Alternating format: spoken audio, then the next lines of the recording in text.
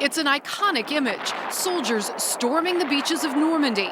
But for decades, none of us knew about the top secret unit sent in just days later. I was 19 years old. Bernie Bluestein was an art student, handpicked to be part of the 23rd Headquarters Special Troops, now known as the Ghost Army.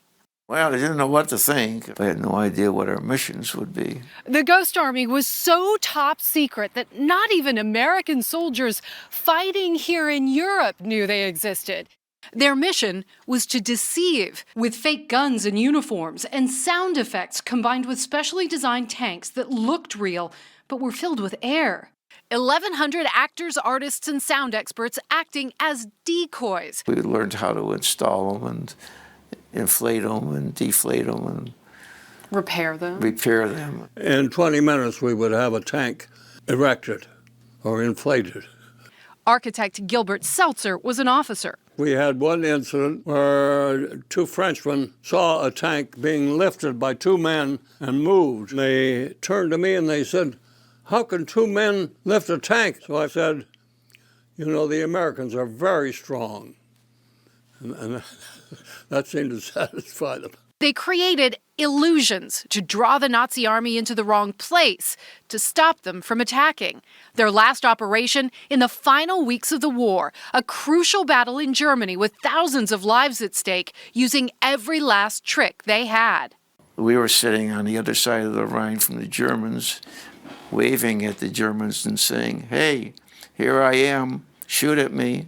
It worked. The real fighting force was here, 10 miles north. 30,000 American soldiers storming across the Rhine River and meeting almost no resistance. For decades after the war, the mission remained classified. You didn't tell a soul. Didn't tell us all. The U.S. government finally opened the Ghost Army files in the mid-1990s. Rick Bayer spent hours with the veterans telling their story in a documentary. People say, why was it secret? And I think the reason was that it worked. And so we wanted to preserve that capability in whatever wars we might get into. Each of these soldiers came away from World War II with 5 battle stars. They really are the unsung heroes of World War II. Gil is now 104, still a practicing architect. Bernie is 95. Do you consider yourself a hero? I suppose so. I don't want to be, but I suppose so. If we saved even one life, I'm very, very proud of that. Proud, too, of how they fought, with a lot of imagination and a big dose of bravery.